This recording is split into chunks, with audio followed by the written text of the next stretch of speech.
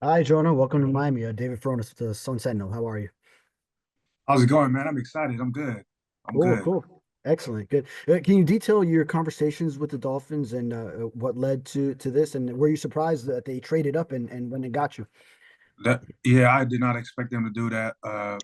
Just my just one of my agents. He said just don't wait too long. Don't expect to wait too long. And then I kept my phone by me, and then they called me, and then that conversation was just it was just excitement all over. Mom and my family were cheering on, and just they weren't on the clock, so I was kind of confused. And then they told me they're going to trade up. So right there, it meant a lot to me. The things they did for me. Trading up to pick me. So that just stood out for me and how bad they wanted me. So I'm just excited to work right now, man. I wish I could leave right now, but we'll wait. In Miami, you're going to be blocking for Tua Tagovailoa, and I understand. Correct me if I'm wrong. You guys went to the same high school. Yeah, Yes, years apart, of brotherhood, man, course. brotherhood. Brings us back together. Okay, well, yeah. What do you think about that? Blocking for him and that connection. And had you met him before? I met him before Polynesian Bowl back in 22. As soon as I seen the Florida number, I immediately, thought to him, that's who I'm going to block, hopefully in the future. And shoot, I'm just excited, man. It's funny because I blocked for like only Polynesian quarterbacks all my career, and just going into the league and Tua being a poly quarterback. So God never makes mistakes. He wants me to block for my people, so I'm there. Thanks. Joe Shad. Jonah, congratulations. It's Joe from the Palm Beach Post. It's nice to meet you. How you doing? Appreciate you. How would you describe your approach to pass blocking? I'm pretty firm. I said I'm pretty light on my feet. My hands are good. Good. Recover. If I overset a little bit too much, and then if they try to take inside, I can recover fast. So, and just that's what I'm bringing. And just that mentality. Just because it's pass block, it's not passive. We're always playing aggressive, even if it's pass block. So that's the mentality I'm approaching. And then conversely, with the running attack, the Dolphins have this zone scheme where they expect their guards to sort of get out into space. Yes. As a guy who's played tackle, what do you know about this particular run scheme, and how do you think you can utilize your athleticism? Yeah, I'm excited, to get into, this game because me and Coach Butch Berry sat down together and we watched how, they kind of sell outside zone even if they're not running outside zone. So that's good for me. I love running. I love just getting off the ball and run. So just to, use my speed and in space, and just hearing that they run a lot of outside zone, that's just me. I love running outside. Isaiah. What's going on, Jonah? Welcome to Miami. How you feeling? I'm excited, man. Appreciate y'all having me, man. I just can't wait to get back to Miami. For sure, for sure. I wanted to ask about your positional versatility. A lot has been made about that. You play left and right tackle in addition to right guard. What position do you feel like you are the most comfortable with, and why? Uh, I'll probably move inside interior. I'm more comfortable guard just because I'm big bodied. I'm good with my hands and just getting off my stance and just punch guys right now.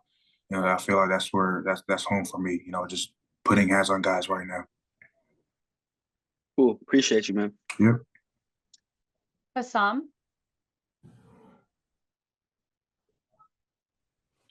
Hey Jonah, aloha and welcome to Miami. Congratulations on being drafted by the Miami Dolphins as well.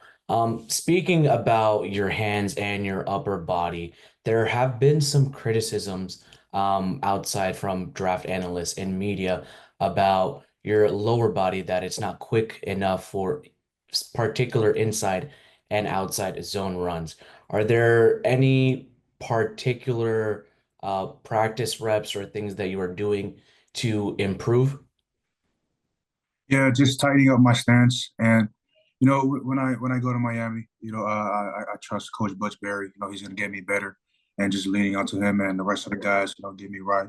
but just tighten up my stance, maybe give myself a little bit space, from the line of scrimmage, and then just work off of that. And just obviously, we love running outside zone duos here for Miami, so I'm gonna be able to show my quick first step. Just getting bodies on bodies. Thank you, Jonah. Best of luck. Mark Stallworth. Hey, Jonah, welcome to Miami. What's going on? Appreciate you. 5 years from now, what do you hope people will say about this selection today, drafting you and your impact on the team? That Miami made the right pick. They'll remember that they traded up for me, and they're gonna be glad that they picked me. So 5 years from now on, I'll make sure I'm one of the guys that are bought into this program, and we're gonna, God willing, we're gonna get a Super Bowl in 5 years, man.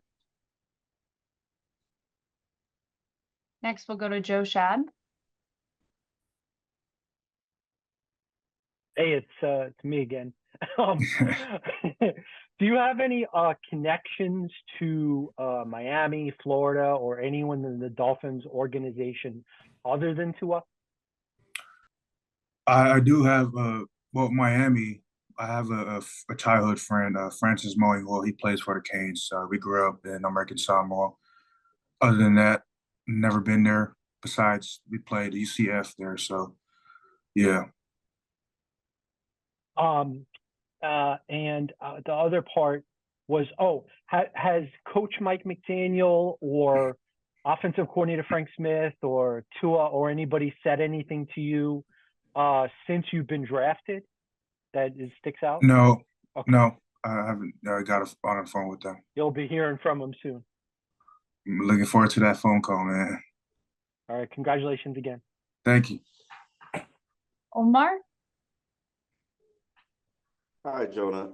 What was your draft day experience like? Where are you? What was the party celebration like? I mean, and obviously there was mention of you possibly being selected in the first round. Was that a day of disappointment for you? What was your thought process coming into today?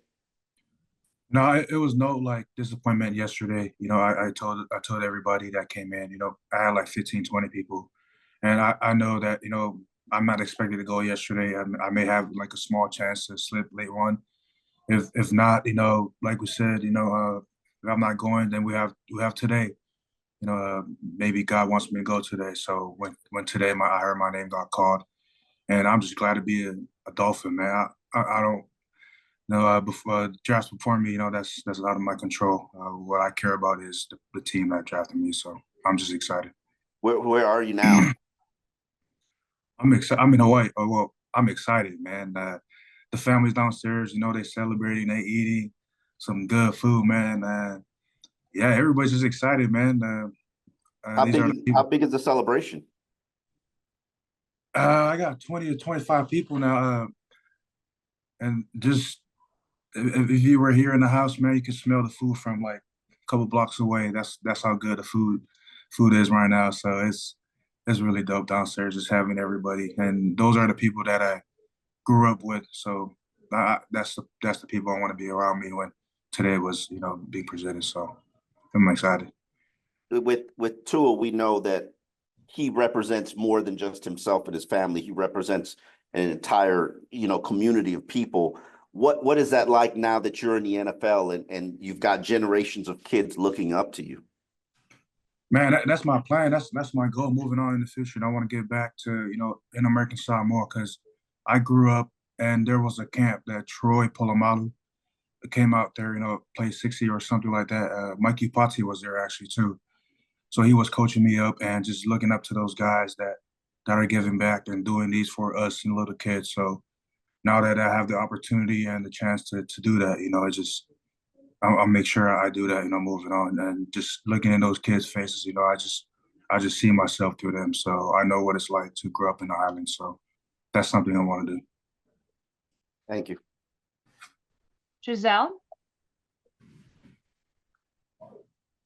Hi there, congratulations. Thank you. Apologies if you already answered this earlier, just how you're feeling and the emotion of getting the phone call and kind of really starting now this next chapter with the Dolphins. Yeah, I'm feeling excited, man. I know I've said it multiple times, but that's how I feel right now. You know, I'm super excited and just moving on. I just can't wait to fly up to Miami and just go to work. You know, get this camp in and just meet the guys, meet the online group, meet Coach Barry one more time, and just get it going. Thank you. David Fronis. Hey, Jonah. So this pick of you for this organization had to have Mike McDaniel's stamp of approval. I'm wondering what your interactions with him were and what your impression is of him as a coach from those conversations. So our first meeting was a formal interview at the combine, and first impression of him, he's a funny dude, man. He's super funny, and I like that as a coach. You know, they're not afraid to be themselves. Some head coaches that day, you know, they were all serious, and when I took a visit, they were like actually chill. So just Coach Mike actually, like, you know, he was funny. He was cracking jokes inside there, and then like right away he said, "If I punch you right now, would you punch me right back?" I was like, "Yeah, okay, that's how we starting this." So, but other than that, man, he's a funny dude. He's a great coach. I just can't wait to meet him, man. Tom.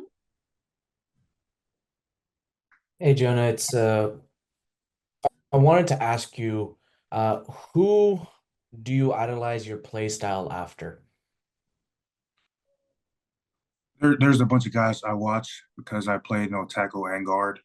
When I was at guard, I watched my 22 year, you know, names like Brandon Sheriff that came up, Quentin Nelson, David DeCastro, just because I wanted to mimic how they're, you know, they use their feet, just footwork wise. They were known for their feet.